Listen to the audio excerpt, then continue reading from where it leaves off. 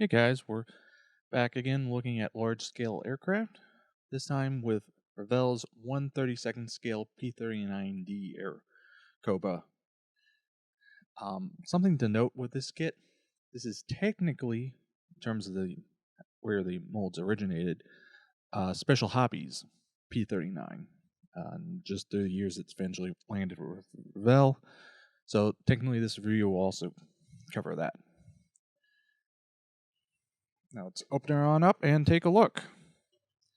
Now again, obviously, since this is a Revell kit, does have the side open style of box. So give me a second while I get everything out.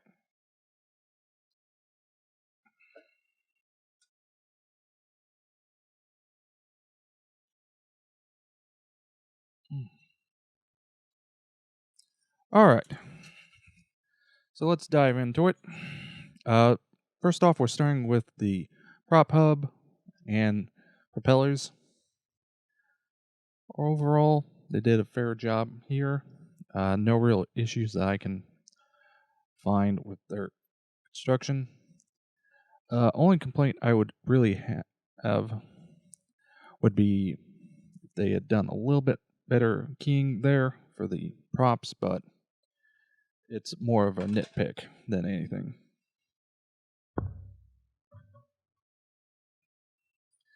All right, next up we've got our exhausts as well as the cover for them. For them, they actually did a fair job with them. Obviously, though, you'll still have to do a bit of cleanup. But all things considered, they're not half bad. Obviously, if you wanted to, you could go aftermarket, but as they stand, I'd say they're more than fair.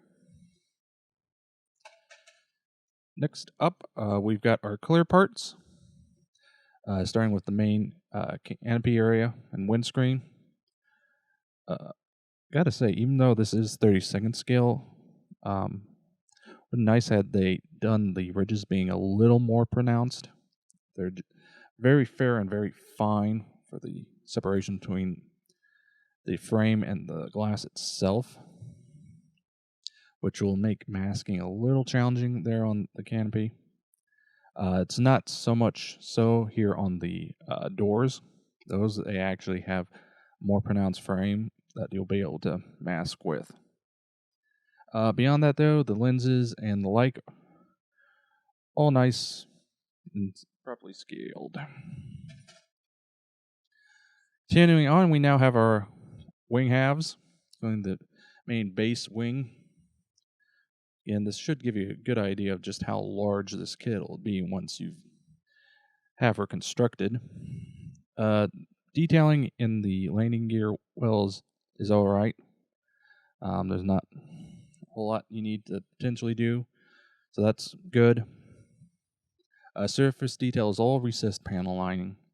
It's all nice, sharp, crisp, and a good depth. Definitely will take to a nice ink wash very well.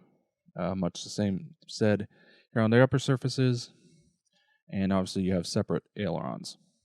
Would have been nice had they also separated the flaps, but you know, it is a bit of a nitpick there. Getting on to our fuselage halves, again, much the same in terms of detailing on the surface. There's a couple panels that are a little raised. I'd have to check my references again as to whether or not that's 100% correct. But if not, you probably take a little bit of sandpaper and we'll bring it down without too much issue. Sidewalls have no real detail molded on, so that's both good and bad. Obviously, some detail will get added on, but could be more. There's always more. Next sprue gives us bulk of our cockpit, as well as a few other odds and end parts.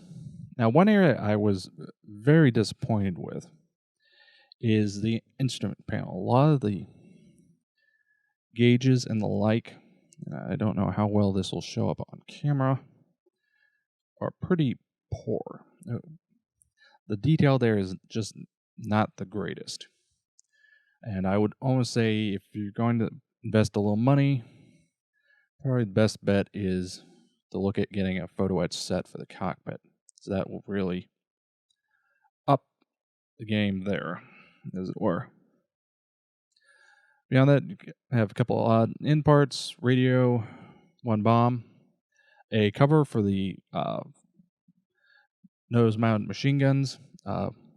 One interesting note here, and I think I have an idea why they did it this way, as we'll see later in the instructions, is that they separated this off so you can add the weight in after you get the two fuselage halves together before adding that. Obviously, that's a debatable choice of options, but it is an interesting one nonetheless. Next up, we've got bulk of our main and nose gear and the bays that they will reside in, as well as our wheels. This nose gear, at least, is pretty sparse in detail. Obviously, unlike our modern jets, these aircraft really weren't super detailed in their landing gear bays, but obviously a little more would help. Detail on the landing gear themselves is adequate. Not going to complain too much there, even in this large scale, though the breakdown of the individual parts of the gear will take a little doing to get fully assembled. Next up, we've got all of our control surfaces plus our external fuel tank. Overall, not a lot I can add here.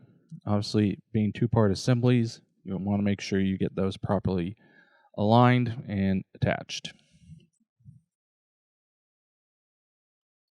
Now, on the part that probably everyone is waiting for, our massive decal sheet. Now, you get two options for this kit, though, truth be told, there's probably only one option anyone's going to build, and that's going to be for Airacobra, the massive double-sided nose art bit. Now, this is where, unfortunately, this kit is at its weakest, I would say. And I don't know if this is just an issue of my copy not being best, but the decal. I don't know why, but on mine, one of them has come out on the blurry side, which is disappointing. Beyond that, also, I think some of the coloring could be a little better, especially in the skin tones. But again, that could just be my eye. Outside of, obviously, the nude, all the coloring for the rest of the decals are nice, sharp, and crisp. They do seem a little on the thicker side, so that's something to be aware of. Obviously, Revell is not necessarily as good at getting decals printed as, say, Hasegawa and Cardiograph, but it is what it is. So let's move on now to the instructions.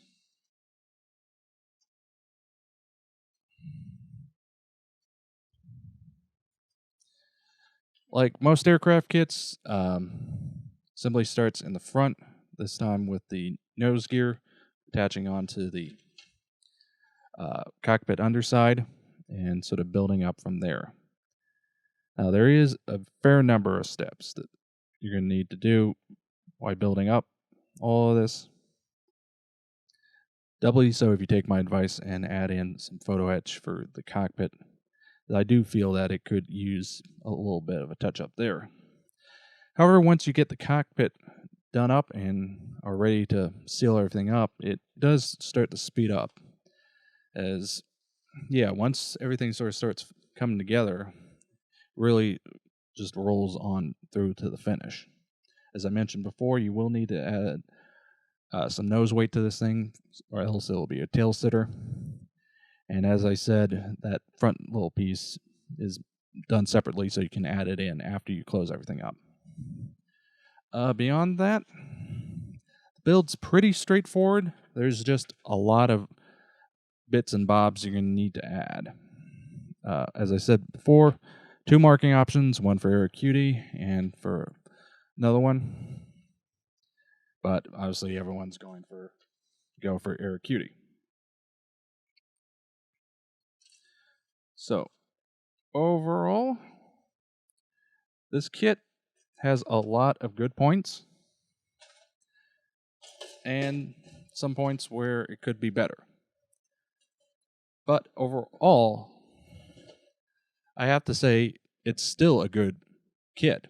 Now, it's got some issues, but what kits don't? Plus, to my knowledge, this is one of the few kits you can find of a 32nd scale P-39. And obviously, if you want Airacobra decals, this is one of the few options you can find in any scale, or at least that's currently been made or has recently been made. Which, to be honest, is a little surprising considering the popularity. So that was a look at Revell's 1/32nd scale P-39D Airacobra. An alright kit with some issues, but definitely one to look at getting if you see it. So, until next time.